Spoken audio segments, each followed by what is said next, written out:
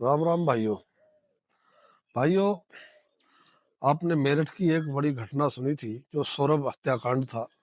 Saurabh merchant navy में काम करता था, लेकिन वो इतना चर्चित हत्याकांड हो गया कि लोग बागों ने नीले रंग से नफरत करनी शुरू कर दी। नीले ड्रम बिकने बंद हो गए।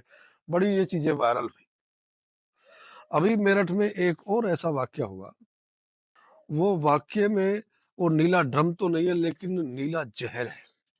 और नीले जहर की वजह से मेरठ फिर एक बार बदनाम हो गया है। ये घटना है मेरठ की ही। एक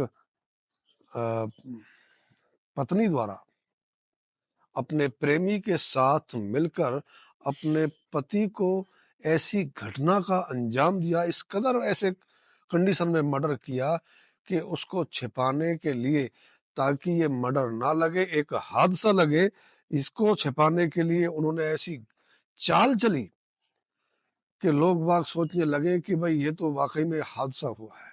वो था क्या? वो था नीला जहर, वो सांप का जहर। दोस्तों, आपने सुना होगा कि सांप के डसने से एक व्यक्ति की मौत हो गई और 10 बार उस सांप ने उस व्यक्ति को काटा। ये बड़ा वायरल हो गया।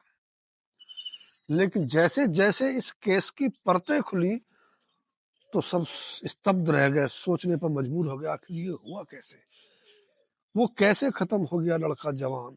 कैसे सांप ने काटा? क्या उसके पीछे की मिस्ट्री थी? क्या कहानी थी? तो वीडियो के अंत तक इस वीडियो में बने रहो, सारा पता चलेगा। मैं वीडियो की शुरुआत करता हूं उसके परिचय से। ये घटना है मेरठ के पास की। ये बहसुमा थाना के अंतर्गत अकबरपुर सादात गांव की घटना है, जहां एक अमित कश्यप नाम का एक व्यक्ति रहता है, जवान व्यक्ति है। करीब उसकी लगभग 30 साल के आसपास उसकी एज होती है। अब 30 साल का वो बच्चा, वो लड़का, यंग लड़का, वो काम करता है मजदूरी का, और वो भी टाइल लगाने का काम करता है। जगह जगह जाता है, टाइल लगाता है, फैक्ट्रियों में काम करता है, मजदूरी पर काम करता है। बड़ा अच्छा गुजर बसर चल रही, बड़ा अच्छा मौज मस्ती की जिंदगी थी उसकी। उसके घर में उसकी पत्नी रविता होती है और उसके 3 बच्चे होते हैं, 2 बेटियां और 1 बेटा। बड़ा राजी खुशी परिवार चलता है, बड़ी आसानी से बड़े गुजर बसर करते हैं। लेकिन समय जैसे जैसे आगे बढ़ता है, शादी को करीब 8 साल बीत गए। 8 साल पहले दोनों की शादी होती है, लेकिन पिछले 1 साल से उन्हीं के गांव का एक लड़का अमरजीत होता है। अमरजीत भी ये काम सीखता है, टाइल लगाने का। चूंकि दोनों का, अमरजीत का भी और अमित का भी, दोनों का एक ही काम होता है, एक ही पेशा होता है। और उस पैसे की वजह से स्टाफ बन जाता है दोनों का। और स्टाफ में आप सब जानते हो कि स्टाफ में दोस्ती हो जाती है, उनकी दोस्ती हो जाती है, उनका घर आना जाना शुरू हो जाता है। एक कहता है कि तू, अगर तेरे को कोई काम मिले, कोई ज्यादा काम हो, तू मुझे बता, मेरे को कोई काम मिलेगा तो फिर मैं तुझे बताऊंगा। दोनों में काफी नजदीकियां बढ़ जाती है। और नजदीकियां केवल उन दोनों तक सीमित नहीं रहती, बल्कि दोनों के घर भी एक दूसरे का आना जाना शुरू हो जाता है। उस आने जाने के चक्कर में जब अमरजीत उस अमित के घर बार बार, अमित कश्यप के घर बार बार जाता है, तो बार बार जाने से, बातें करने से, माहौल से, उसके घर नजदीकियां बढ़ने से, उसकी पत्नी का नाम पूछा उसने, उससे हंसी मजाक की। जब हंसी मजाक की तो उनके दोनों के आपस में नैन लड़ गए। नैन लड़े, 1 साल पहले उनका ये सिलसिला शुरू हो जाता है। उनका पहले तो उनके आपस में नजरें टकराती हैं, फिर आना जाना और ज्यादा शुरू हो जाता है, फिर आंख मिचोली एक दूसरे से खेलते हैं, फिर मन ही मन मुस्कुराते हैं, दोनों प्रफुल्लित से होते हैं। फिर एक दिन वो अमरजीत उस रविता से, यानी कि अमित के अपने दोस्त की पत्नी से कहता है, क्या नंबर आप मुझे दे सकती हो? तो वो बहला फुसला कर उसने बड़ी आसानी से उसका नंबर ले लिया। नंबर उसके पास पहुंच गया, और नंबर पहुंचने के बाद दोनों की बात आपस में हेलो से शुरू होकर हल्की सी गुफ्तगू से शुरू होकर वो उनके नजदीक या शारीरिक संबंधों तक पहुंच गई थी। बार बार वो मिलते थे, छुपकर मिलते थे। यहाँ तक कि जब अमित काम पर चला जाता था तो उसके पीछे अमरजीत को वो फोन करके उसकी पत्नी रविता बुलाती थी और दोनों का वहां मिलन होता था। अब ये सिलसिला लगातार चलता रहा। जब लगातार सिलसिला चला तो इस बात की जो भनक थी उसके परिवार वालों को, पड़ोस वालों को, अमित को ये सोचना थी, यार ये हमको अटपटा लगता, अच्छा नहीं लगता कि तेरा यार है ये अमरजीत, और जब तू काम पर जाता है, काम पर जाने के बाद ही ये तेरे घर को वापस आता है और काफी कई कई घंटे तेरे घर में बिताता है। आखिर चक्कर क्या भाई, इसका तू गौर रख, अपनी पता कर। अब वो अपनी पत्नी से पूछता है इस बात के बारे में। पत्नी वो बहलाती है, नहीं ऐसा नहीं है, वो कभी कभी आ जाते हैं, अरे ऐसा वैसा। वो तरह तरह के लेम एक्सक्यूजेस करती है, झूठे बहाने बनाती है। आखिर वो उन दोनों में आपस में तनाव शुरू हो जाता है। तनाव ऐसा होता है कि वो उस पर शक करने लगता है पड़ोसियों की वजह से। उसका फिर फोन देखता है, जब फोन देखता है तो वाकई में देखता है कि उससे जो कॉल डिटेल निकालता है उससे घंटों घंटों बातें उसकी होती हैं। इस बात पर पति पत्नी दोनों के अंदर, यानी कि अमित और रविता के अंदर, दोनों के अंदर तनाव बढ़ता जाता है। तनाव ऐसा बढ़ गया, उधर वो कहता है कि तू अमरजीत को छोड़ दे, लेकिन उसकी पत्नी रविता अमरजीत से इतना लगाव उसको हो गया था कि वो कहती है कि सारी दुनिया को छोड़ दूंगी लेकिन अमरजीत को नहीं छोड़ूंगी। लेकिन वो बार बार मना करने के बाद भी आपस में कहा सुनी हुई, कई बार मारपीट का भी जिक्र आया कि आपस में उन्होंने की, तंग उसको रखा कि भाई तू उससे संपर्क मत रख। लेकिन जब वो ये सिलसिला चलता रहा, बच्चे भी पलते रहे, एक बार उसने ज्यादा, आपस में वो काम करते थे उससे भी दूरियां बढ़ गई। उससे भी कहा कि तू मेरे घर मत आया कर। वो कहता था कि मैं नहीं आऊंगा, लेकिन फिर आ जाता था उसके घर में अमरजीत। और उसी कहासुनी ने एक बार उसको दांती भी मार दी थी, उसके चोट, उसकी उंगली भी कट गई थी अमरजीत की। अब ये सिलसिला चला, लेकिन अभी क्या था, वो चलते चलते वो कहने लगी चलो ठीक है मैं छोड़ दूंगी। लेकिन अभी जो जिस दिन ये हत्या रची गई, और जब ये सिलसिला ज्यादा चला, हत्या से यानी कि 5-7 दिन पहले ही ये साजिशें रचनी शुरू कर दी कि आखिर ये पति उन दोनों के प्रेम संबंध के बीच में, वो उसका रविता और अमरजीत के प्रेम संबंध के बीच में, रविता का पति अमित एक रोड़ा बना हुआ है, उस बीच के रोड़े को किस प्रकार हटाया जाए उसकी प्लानिंग करने लगे। प्लानिंग ऐसी हो कि किसी भी कीमत पे हत्या ना आए, क्योंकि अभी सुर्खियों में उसका विषय रहा था सौरभ हत्याकांड का, नीले ड्रम का, जिसको सारी दुनिया जानती है।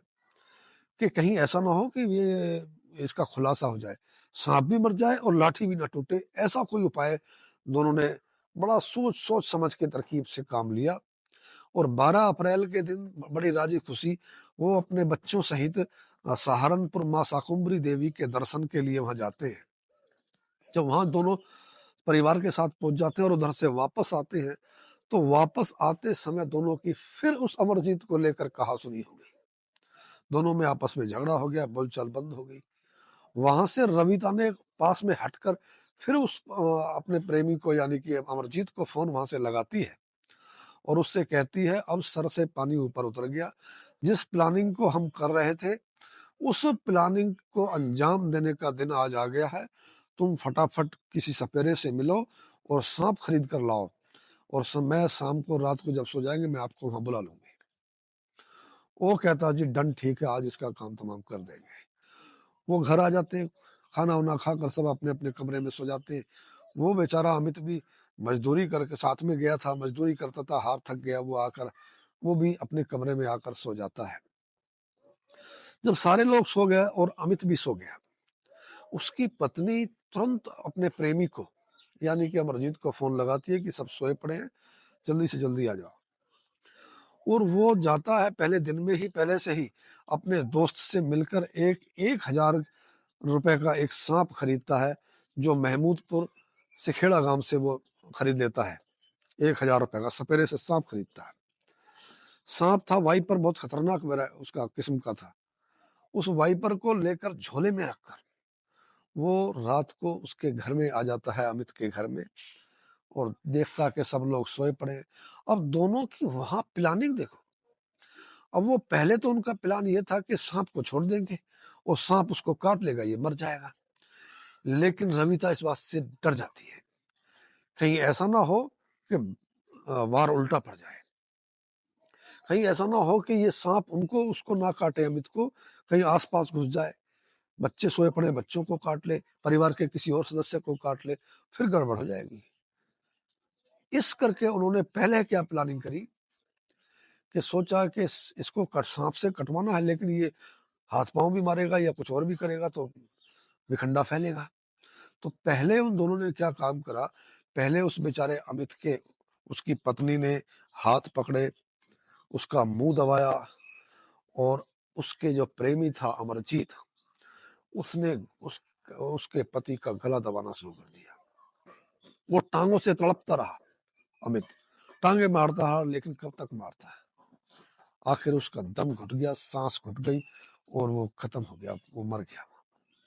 जब वो मर गया, खत्म हो जाता वहां, दोनों ने उसको मार दिया। फिर उस थैले से, उस झोले से वो दोनों उस सांप को निकालते हैं, मुंह खोलते हैं और उसकी कमर को, उस बॉडी को ऊपर उठाते हैं, बाहां से ऊपर को, और पूंछ साइड से सांप को उसके पास उसके दाब देते हैं। जब सांप दब जाता है वहां, उसके नीचे सांप निकल नहीं पाता। तो इस करके सांप ने उस व्यक्ति को, मरे हुए को, 10 बार काटा, और ऊपर से चादर लपेट उड़ा देते हैं उसको, कि चादर ओढ़ के पड़ा था। जब सुबह होती है, सब वो वहां से चला जाता है अमरजीत, और जब सहजी सुबह होती है, वो लोग शोर मच देखते हैं कि यार हामिद उठा क्यों नहीं। तो देखते हैं जब चादर ओढ़े पड़ा है, उठा नहीं, ये हलचल नहीं शरीर में बिल्कुल भी। तब उन्होंने जब चादर खींच कर देखते हैं तो अरे तो सांप है। तो जब सांप को देखा तो बच्चों की सबकी चीख निकल गई, मोहल्ले के लोग इकट्ठे कर लिए, मोहल्ला आ गया आस पड़ोस में, वहां सांप को पकड़े। कौन सांप बड़ा खतरनाक था, वहीं पर सांप था। फिर वहां से किसी सपेरे को बुलाया, मैं पूतपुर सिखेड़ा से सपेरे को बुलाते हैं, और सपेरे को बुलाकर उस सांप को पकड़ पकड़ लेते हैं, और सपेरा उस सांप को वन विभाग वालों को सौंप देता है। तो वो घटना 12 अप्रैल को थी, और 13 तारीख को ये जो मैसेज था, ये सारी मीडिया के अंदर वायरल हो गया कि एक सांप ने एक व्यक्ति को 10 बार काटा, और काटने से उस व्यक्ति की मौत हो जाती है। अब वो वहां पीएम के पोस्टमार्टम के लिए पुलिस को बुला लेते हैं, घर वाले फोन कर देते हैं, पुलिस आ जाती है, पुलिस बॉडी को ले जाती है। पुलिस इस 13 तारीख को वायरल होता है, और 16 तारीख आते आते 16 तारीख को शाम 4 बजे उसके पोस्टमार्टम की रिपोर्ट आती है। और जैसे ही रिपोर्ट आती है, तो रिपोर्ट को देखकर पुलिस वालों के कान खड़े हो जाते हैं, सब स्तब्ध रह जाते हैं, सबका खेल केस नए सिरे से खुल जाता है।